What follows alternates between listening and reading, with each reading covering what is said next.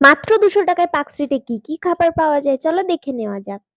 200 টাকায় আদেও কি অনেক কিছু হতে পারে? এটা ভাবতে ভাবতেই আমি এগিয়ে গেলাম স্যান্ডউইচ গাইজে, যেখানের মেনু দেখে তো আমি একেবারেই অবাক।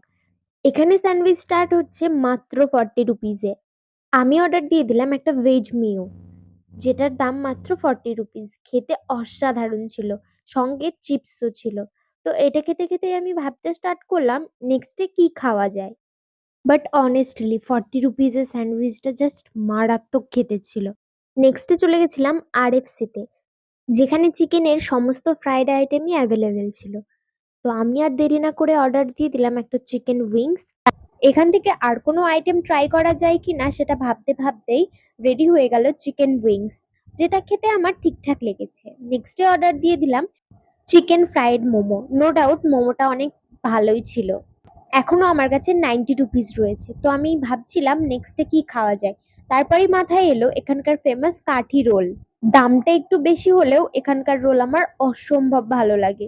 গিয়ে আমি অর্ডার দিয়ে দিলাম একটা চিকেন রোল।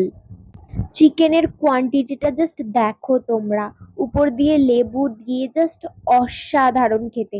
সাইজটাও অনেকটা বড়। এটা খাওয়ার পরে আমার মনে হয় না আমি আর কিছু খেতে পারবো। এটার দাম ছিল 80 রুপিস, আর আমার কাছে রয়েছে মাত্র 10 টাকা। তো আর কি, এই গরমের মধ্যে একটা তো কোল্ড ড্রিঙ্কস খেতেই হয়। তো লাস্টলি আমি একটা কোল্ড ড্রিঙ্কস নিয়ে নিলাম।